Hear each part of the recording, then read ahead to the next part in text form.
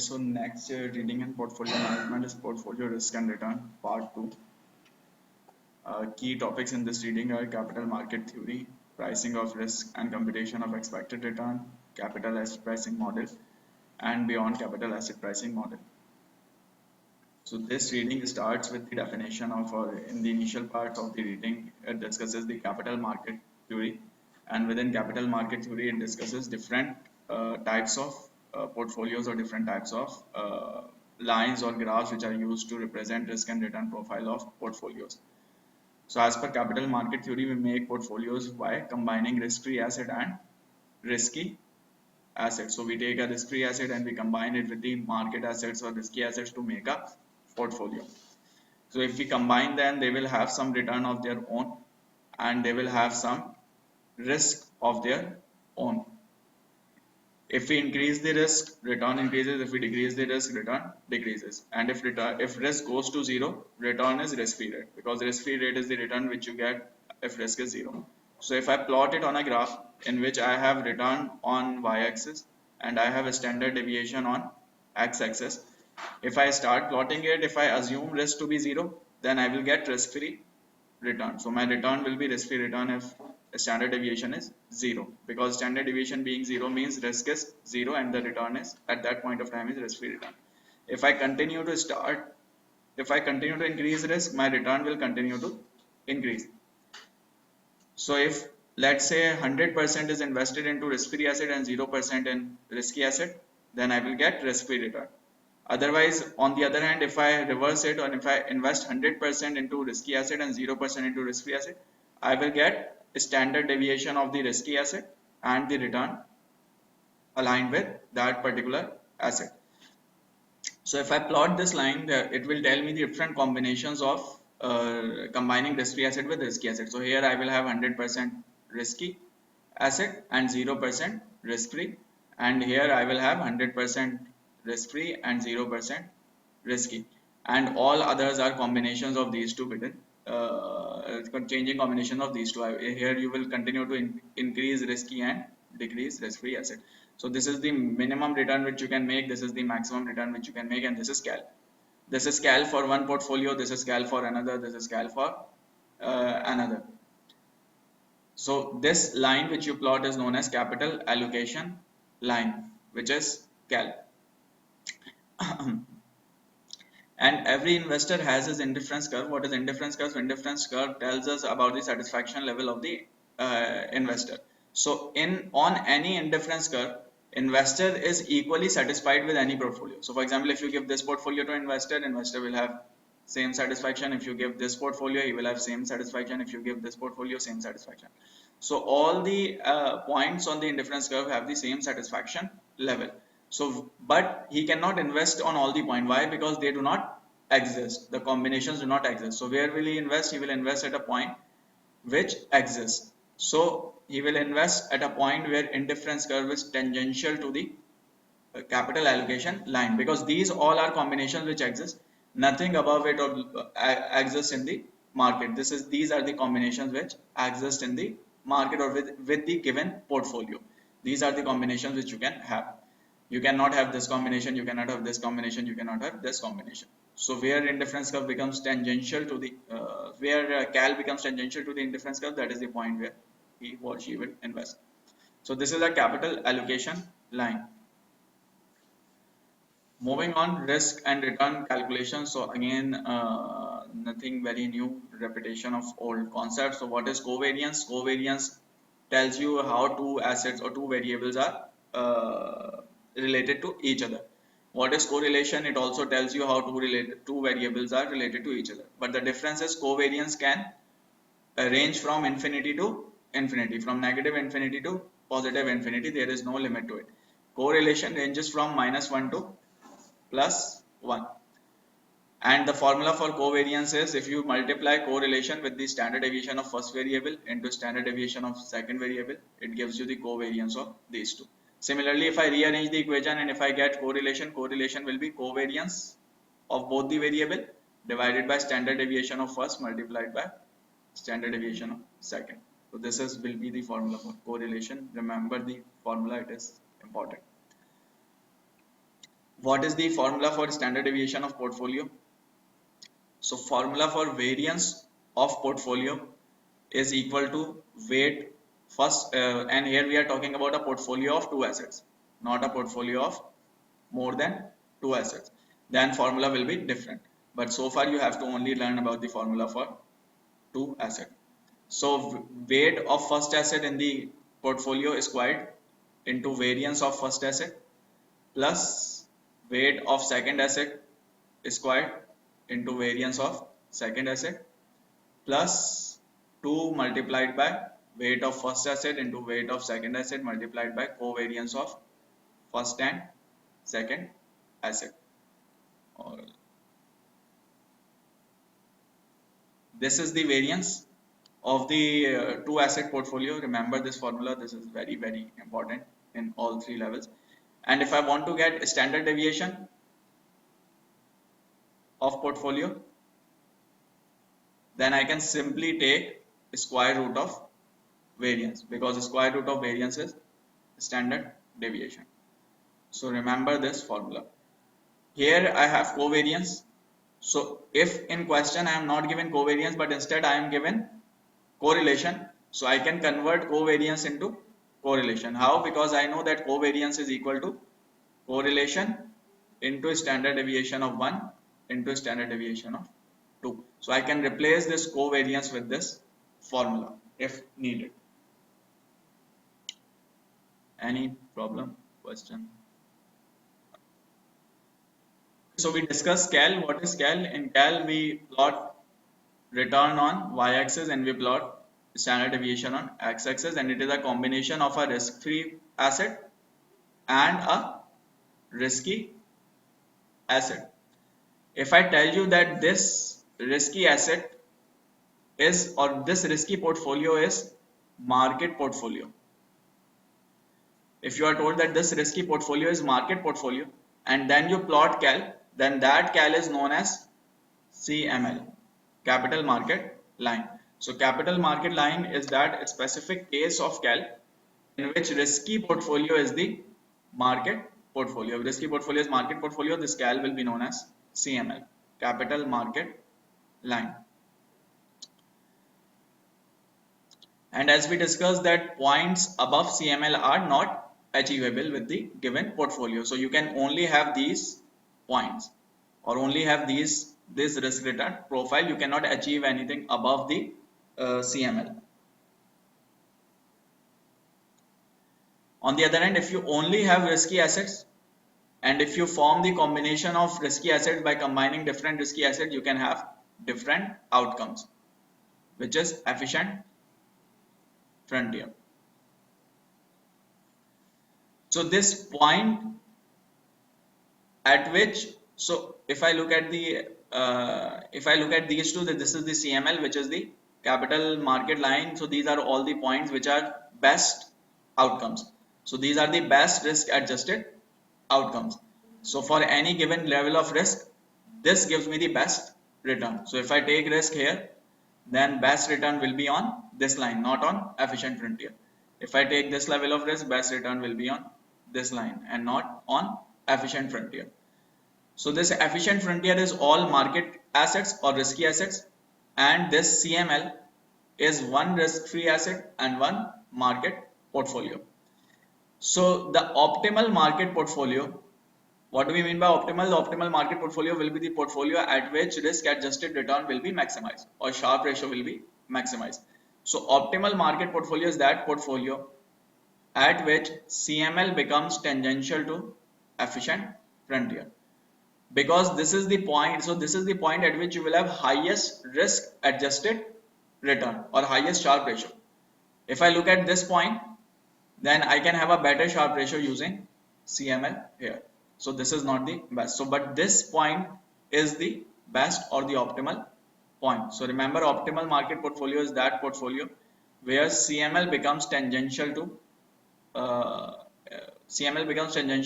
efficient frontier.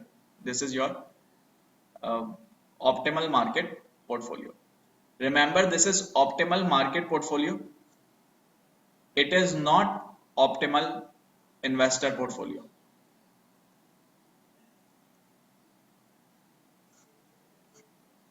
For optimal investor portfolio, you do not look at the efficient frontier and CML. You will look at the indifference curve. It will the point at which indifference curve becomes at which CML becomes tangential to indifference curve. Like this point was optimal investor portfolio. Why? Because here we were talking about indifference curve. So indifference curve will help you find the optimal investor portfolio, that what is optimal for investor, because for market maybe something is optimal but investor maybe is not satisfied, maybe he has more risk averse, maybe he is less risk averse, so he can have different characteristics. But if we talk about efficient frontier, CML being tangential to efficient frontier, then it will be investor optimal market portfolio, and this is the portfolio which any rational investor should take. If we talk about a logical or rational investor, then the best portfolio that he can choose is optimal market portfolio. Otherwise, if there, let's say, indifference curve lies here, then this will be the optimal investor portfolio. So optimal market portfolio and optimal investor portfolio can be different. Any problem so far? So the best that you can have is this. That is, if you invest 100% into risky asset. Any confusion so far? Beyond this, you cannot increase your return because you are already 100% invested into risky asset. But how can you increase it beyond this point? So this is the point, let's say, of market portfolio. This is market portfolio. This means 100% is invested into market portfolio. So you cannot increase return beyond this point. But how can you do it? So a way of doing it is that you can borrow money and invest. If you borrow money and invest, then you can increase your return even further. But when you borrow money, you also pay some interest. So that means some interest will be paid, and so your return will be a bit lower. So beyond this point where you are borrowing money, your net return beyond this point will be your return on market minus return on borrowing. That is minus the borrowing cost or minus the interest cost. So if you look into it, it will band a bit. Why? Because this difference is the interest cost. So you can go beyond this point by borrowing money, but then effective return will not be the same, but still your total return will increase. So you can keep on increasing your return by borrowing more and more money, as long as the return on market is higher than the borrowing cost. So you can continue to borrow and invest in market. And when you borrow money and invest, this is known as leveraged position or leveraged portfolio. Leverage means borrowing. So what will be the slope of this line? The slope or the gradient is, this is the symbol for gradient. Gradient is return divided by risk.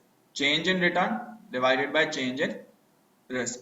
And if I take this point and this point, then it will be change in return. What is change in return? Market return minus risk-free rate. This is market return, this is risk-free rate, divided by standard deviation. And what is this standard deviation? This is the standard deviation of market.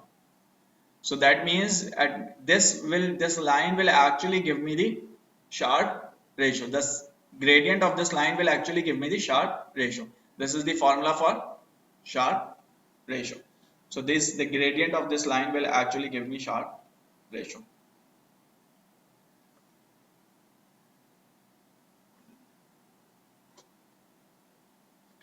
Moving on to risk. When we talk about risk, there can be two types of risk: systematic and non-systematic or unsystematic. And if we combine them, that becomes total risk. So total risk is systematic risk plus non-systematic risk. What is systematic risk? Systematic risk is risk due to market, that is whole market going up or whole market going down. And this is non-diversifiable. You cannot diversify away this risk. Even if you combine different assets, market risk will remain be there. Non-systematic risk is the diversifiable risk. Why diversifiable? Because it is specific to an asset or to a company. So for example, the risk, if you have three companies, there is a risk that A can default. So but if you combine, if you put all these three in your portfolio, then the portfolio risk will be reduced, because even if A defaults, B and C would be giving you some return. So this non-systematic risk can be diversified. One of the measures of systematic risk is beta. So beta is a market risk measure or systematic risk measure. One of the measures of total risk is standard deviation or variance.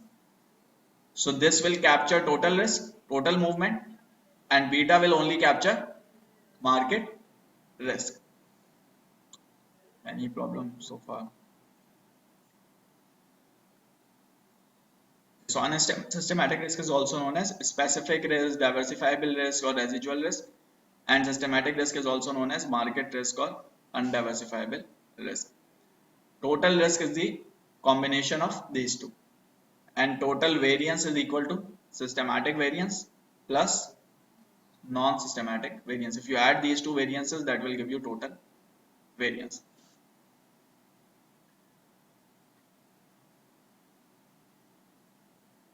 Moving on, beta. What is beta? Beta is a measure of systematic risk. When we say systematic risk, it means it is a measure of market risk. So how do we measure it? So remember, beta tells you the relationship between asset and market. It tells you how much of the movement in asset is due to market. It tells you how much will asset move if market moves. So if market moves by 5%, then how much will asset move? If market moves by 50%, how much will asset move? So it tells you the relationship between a specific asset and market. So it tells you the systematic risk associated with a specific asset. How do we calculate it? So formula for beta is covariance of asset and market divided by variance of market. So if I take covariance of asset and market returns and divided by the variance of market, it will tell me that with 1% of variance, how much is the covariance. For every 1% of variance, how much is the covariance or how much is the movement. So this is beta. Again, you know that another formula for covariance is correlation multiplied by standard deviation of A into standard deviation of B. So you can rearrange the formula and write it as correlation multiplied by the standard deviation of asset into standard deviation of market. Variance of market means standard deviation squared. Square of standard deviation is the variance. Again, I can rearrange the formula.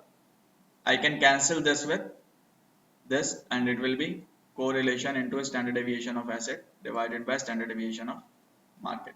So all these formulas can be used based on the data provided to you. So remember these formulas. As long as you remember this one, you should be able to drive all other formulas. So what does it tell? It tells us about the asset movement with respect to market. If I ask you what is the beta of market, it means I am asking you about market movement with respect to market. So if I tell me market movement with respect to market, then obviously it will be 1. Why? Because both are same. So market beta is 1. If you calculate beta of market, that is 1. Any other beta can be higher, lower, negative, or whatever. That is the formula for finding beta. Another way of finding beta or estimating beta is to estimate it by running a regression. That is, if you plot security returns, asset return on y-axis, and you plot market returns on x-axis, you will get something like this, scattered dot. Then if you run a regression and plot a straight line, best fit line for these spots, and if you take the gradient of this straight line or slope of this straight line, that slope is the beta.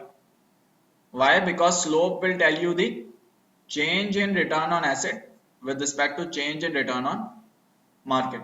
And this is exactly what beta is. Beta also tells you how much the asset return changes with return change in market. So this is another way of estimating beta, and the more practical way. So generally this is used for estimating beta. Any problem? Question? Moving on to CAPM. So CAPM we have already discussed earlier that CAPM is this helps calculate or estimate return on equity or cost of equity, and it is risk-free rate plus beta into market risk premium. This is CAPM. Here we will talk about key assumptions and applications. So key assumptions are investors are risk averse, utility maximizing and rational. So one of the key assumptions is that investors are rational. Markets are frictionless. We haven't included any transaction cost or anything. So no transaction cost, no taxes. This is not accounted for in CAPM. Investors plan for the same single holding period. So we are only estimating cost of equity for one period. We are not estimating it for different periods. 1 year's return, 1 year's, so longer time premium, but in annualized terms. Investors have homogeneous expectations. That is, this can be applied to all the investors. How can it be applied? If only if we believe that all have same expectations. Investments are infinitely divisible. Investors are price takers. So these are the key assumptions of CAPM. Remember these assumptions. If you are asked which one of the following is an assumption or which one of the following is not an assumption, you should be able to identify that. Application, it is used to estimate expected return.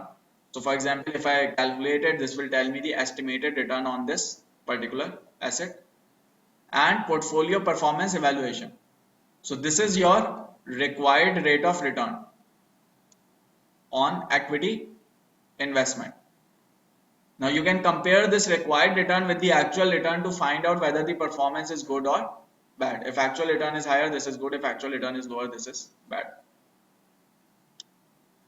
Any problem? But CAPM also have some limitations that we will come on to later. So far, for now, remember assumptions and applications. We will discuss limitations shortly. Moving on, so we discussed that if you plot return on y-axis, standard deviation on x-axis of a portfolio in which you have risk-free asset and risky portfolio. If you plot return and risk of this portfolio with different types of allocations, this is known as CAL, capital allocation line. If you are told that this risky asset, plot a CAL, but this risky asset is market portfolio, then it is known as CML, capital market line. On the other hand, if you are told that plot CAPM, return on equity using CAPM, then that is known as SML, security market line. So security market line is the line or graph in which you have expected return on y-axis and beta on x-axis. So for different levels of beta, you calculate expected return using CAPM. So if you plot CAPM, that is what is the return when beta is 0, what is the return when beta is 1, what is the return when beta is this, that, and plot this line, this is known as SML. So for example, if I calculate it, it will be risk-free rate plus beta into market risk premium. If I take beta as 0, it will be risk-free rate plus 0 into MRP equals to risk-free rate. So this is the coordinate that I get, risk-free rate. If I take beta as 1, it will be risk-free rate plus 1 into MRP. So I will get risk-free rate plus MRP, which is market return. So this is what I get. This is market return. Why? Because market has a beta of 1. If I increase beta further, it will increase further. So as I continue to increase beta, return will continue to increase. It will tell me how much return will be required for a specific amount of beta. So how much return will be required for beta of 2? This is the return required. How much return is required for beta of 0.5? This is the return required. How much return is required on market? that is beta of 1. This is the return required on market. How much, what is the risk-free rate? This is the risk-free rate. So security market line tells you is the graphical illustration of CAPM. It tells you that what return is required for a specific amount of beta. Now let's say there is a security A which lies here. So it has a beta of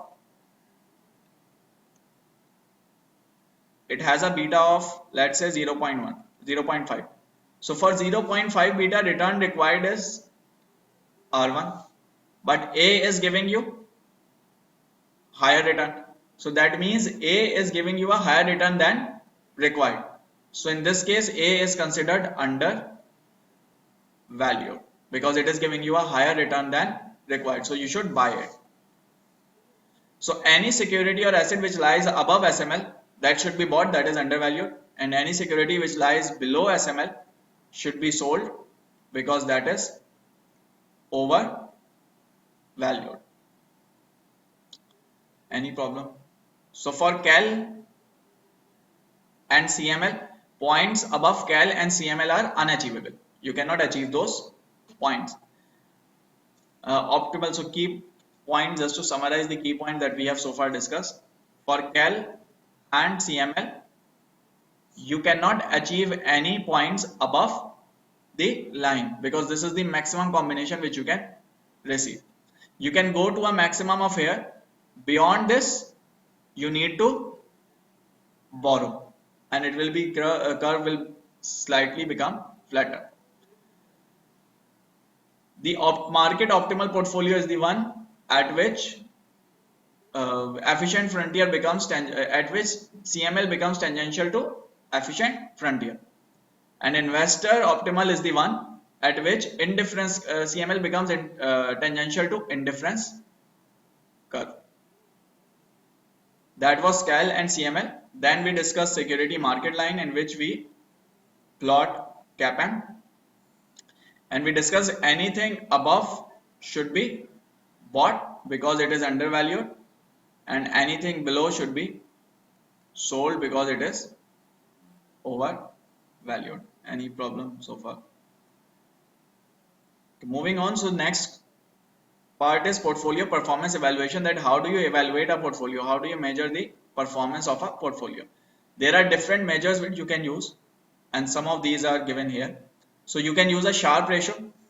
What is Sharpe ratio? It is excess return, that is return on portfolio minus risk-free asset return, divided by standard deviation of portfolio. So it tells you how much excess return is made for any risk taken or for 1% of standard deviation. But then the question can be that you should not compare excess return with the standard deviation because it includes both market risk and specific risk.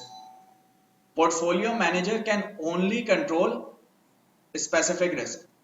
He cannot control market risk, or so his performance should be compared with the overall market risk, that how much is he making in addition to market. So if you want to compare his performance in return, or if his return or his excess return with the market only, then what you can do is you can use Treynor ratio. So Treynor ratio is the same as Sharpe ratio, only difference is here you use beta in the denominator. Another ratio can be M squared. What is M squared? So you take excess return which portfolio manager has made, and then you say that I could have made this same return by investing into the market. So portfolio manager is only performing well if he is outperforming the market, because otherwise you can invest into the market and make a return without active management. So that means you should compare it with excess return on market. If this portfolio manager is making higher excess return than market, then it is good, otherwise it is not. So that means you should compare these two. But then again, market risk can be different, and portfolio managers standard deviation can be different. So maybe portfolio manager is giving higher excess return but taking higher risk as well. So that means you need to adjust this excess return for the risk level. You should make it comparable with market. So how do you make it comparable with market? You divide it by the standard deviation of portfolio and multiply it by the standard deviation of market. So you calculate or estimate excess return that portfolio manager would have made had he taken the risk equal to market, and then you compare it with the excess return on market. If this is high, this number is high, that means if this number is high, that means this is coming out to be greater than 0, then that means portfolio manager is performing better. Otherwise, he is not. If this is a negative number, that means portfolio manager is losing out against the market, is underperforming the market. You are better off investing in market. This is known as M squared. And then the last one, which is assumed to be the better one amongst all, that is simply you compare your return with the CAPM. That how much is the return required using CAPM and what is the actual return. If actual return is higher than the required return as per CAPM, then that is good, otherwise not. So you take portfolio return and you subtract CAPM. CAPM is risk-free rate plus beta into market risk premium. So if portfolio is giving higher return than CAPM, you invest, otherwise you do not invest. This is known as alpha, and this is the considered to be the better amongst all. So we have discussed CAL, CML, SML. SML is graphical illustration of CAPM. CAL is graphical illustration of a portfolio in which you have a risk-free asset and a risky asset. CML is like CAL, but it is that CAL in which this risky asset is market portfolio. Any problem so far? And on x-axis, here you have a standard deviation of portfolio, here you have a standard deviation, here you have beta because you are plotting CAPM. Next is security characteristic line. So far we talked about total return. If instead of total return, I plot the excess return on y-axis, that is how much excess return am I getting compared to risk-free rate, and I compare it with the excess risk with this is excess security return. So I take excess security return, that how much is a security giving me in access to risk-free rate, and I compare it with the market, that how much is market giving me compared to risk-free rate. That is, if market gives me 5%, this security for example gives me 8%. So it will help me compare the excess return from security with the market. If security is giving higher excess return compared to market, that is good. Otherwise, there is no point investing into security. So this is known as security characteristic line, in which you have excess return of security plotted against excess return of market. And remember, as we discussed just shortly back, that if you compare movement of security return with the movement of market return, that measure is known as beta. So here the slope of this line is known as beta, is the beta, because it compares security return with the market return. So remember all these lines and their purposes: CAL, CML, SML and SCL. You should know the differences between all of these and their applications, slopes, y-axis, x-axis and all. So you should know what is on y-axis in each of these lines, what is on x-axis, what is the slope of each of these lines, and what are the uses, how do you interpret them.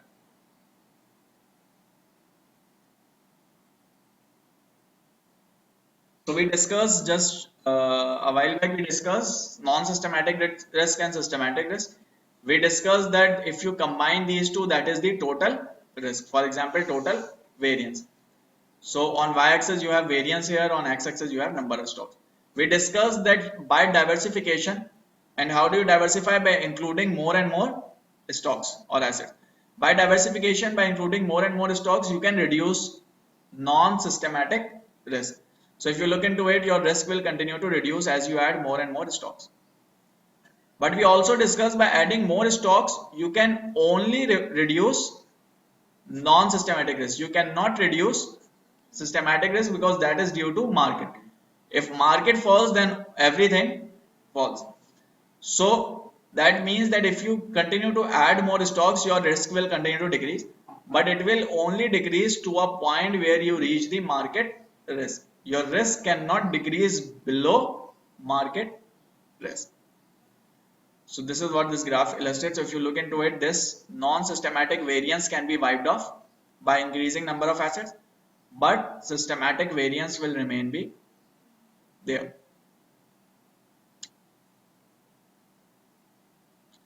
Any problem so far? Okay. So moving on, there is another term that you should know here, and then it comes in detail in level 2. That is information ratio. So what is information ratio? In simplest term, information ratio is active return upon active risk. What do we mean by active return? Active return means alpha. What is alpha? So active return means that, for example, if I have two options, invest into an asset or a portfolio, invest into a portfolio or invest into market. And let's say this market is my benchmark. So if I invest into market, that will be passive investment. I will invest it, and then if market goes up, whatever it performs, that I will get that return. If I invest in a portfolio in which I am actively managing it, I am buying undervalued, selling overvalued securities, that should give me a different return. The difference between these two returns is known as active return. The return due to active management, that is alpha. Not necessarily market, it can be any other benchmark as well. Here I am assuming that market is the benchmark. So alpha is the excess return which you generate against benchmark. And obviously this return itself will have some standard deviation. Sometime active return will be higher, sometime active return will be lower. So a standard deviation of active return is known as active risk. If I divide active return by active risk, it will tell me that how much am I making with respect to active risk which I am taking, and that is the information ratio. So information ratio is again a measure of performance. It helps you measure the performance. No, Jensen's alpha is this one. This is Jensen's alpha. Jensen's alpha is portfolio return minus CAPM. So if you compare return on portfolio with CAPM, that is Jensen's alpha. When we only say alpha or generally alpha, so whenever we say alpha, alpha generally means active return. Means return in excess of something else. That is alpha. That is you are outpacing the benchmark. If you are comparing return with CAPM, that is Jensen's alpha. If you are comparing return with any other benchmark, whatever benchmark you have, market return or whatever, that is known as active return. If your benchmark itself is CAPM, then active return itself is Jensen's alpha. So alpha, whenever in finance investments we say alpha, alpha means extra. That means what is the excess which you are making. And that excess against benchmark is known as active. That is due to active management. So active return is the return due to active management, and active risk is the risk which you are taking in addition to benchmark in order to generate active return. So for any active risk which you are taking, you should generate some active return. If you are taking extra risk but not generating extra return, then that is a problem. So this is another measure of performance, and this one is the most I think the most important measure, but this comes in detail in level 2. For now, as long as you know this, you should be okay with it. So going back, we discuss CAPM, in which we discuss assumptions and application, and then we discuss similar concepts related to CAPM, SML, these measures, HCL and all that, and alpha and all that. Now we are moving on to limitations of CAPM. CAPM also have some limitations, theoretical and practical. Theoretical are that it is for single factor and it is a single period model. You measure CAPM for one period and then you assume that it will remain the same, while in reality it can change in future periods. It might not stay be the same. Single factor means that you only account for one factor. What do we mean by this? Risk-free rate plus beta into MRP. You have only accounted for MRP. There are other factors as well. Size of the business can impact return. Book value to price multiple of the business can impact return. Liquidity of the business can impact return. Momentum in the market, that is the market trend of or the momentum indicators related to or the movement of that asset or the direction of that asset in the market or sentiment of the market can also impact return, but you are not taking it. So you only take one factor. That's why it is called single factor model, and you account for single period. These are two theoretical limitations. Practical limitations are that we make many assumptions which does not hold true. So for example, we assume for MRP, for calculating MRP, we take RM minus RF. For this, we take return on market. But how do we calculate return on market? For calculating return on market, we assume a portfolio which we say is a market portfolio. In reality, that might not be the complete market's reflection. So market portfolio is unobservable with all assets. The portfolio which we mention as market portfolio only has some assets from the market. So it is not truly the market portfolio. So we use proxy for market portfolio. Now when you are using proxy for market portfolio, different analysts can use different proxies. So they will come up with different market returns. So again, CAPM may give different returns for different analysts.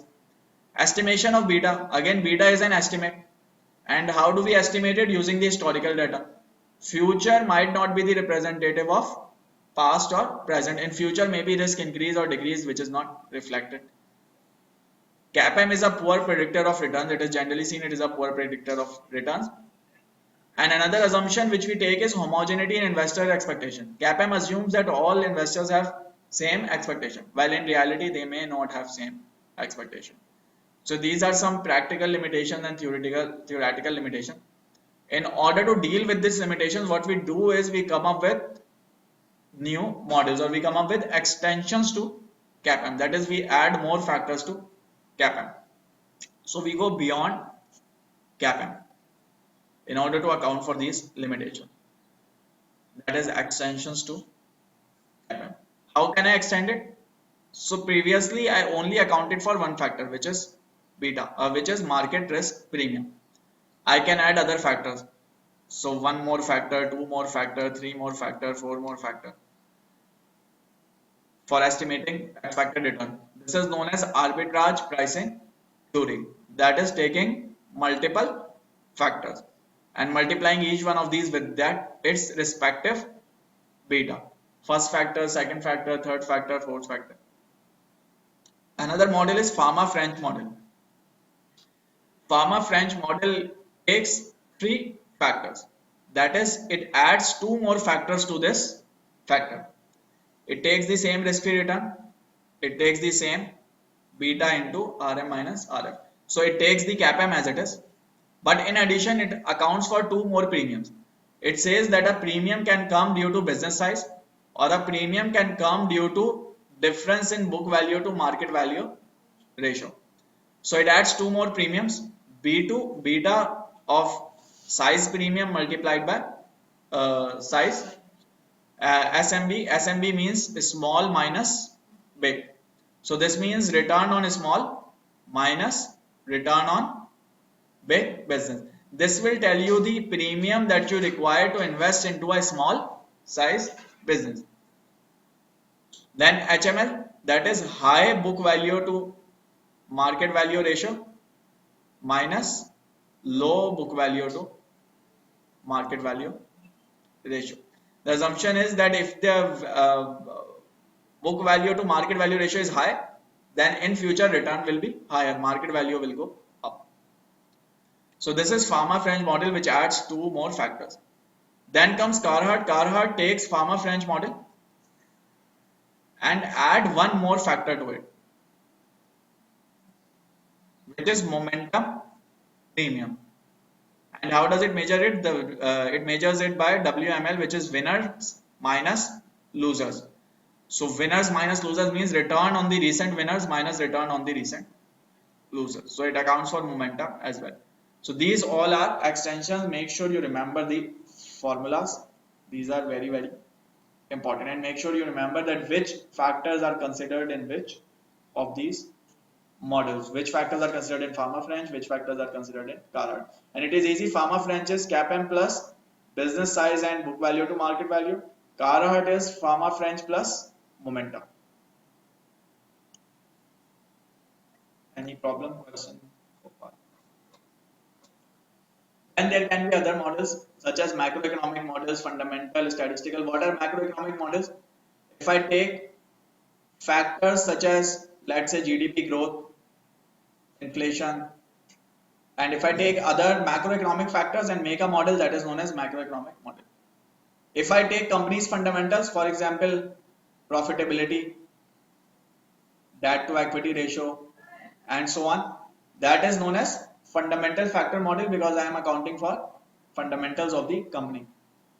If I take statistical factors such as correlations, then it will be known as statistical factor model. So there can be many different types of models other than CAPM. Some of those types are discussed here. Any problem? Question? The line depicting the total risk and expected return of portfolio combinations of a risk-free asset and any risky asset. So we discussed when we talk about return and standard deviation with any risky asset, then that is known as capital allocation line. If this risky asset is not any asset but instead it is market portfolio, then that is known as capital market line. And if this return is actually not the is not compared again standard deviation, if this return is calculated using CAPM, and here we have beta on the x-axis, and that is known as security market line, which reflects CAPM.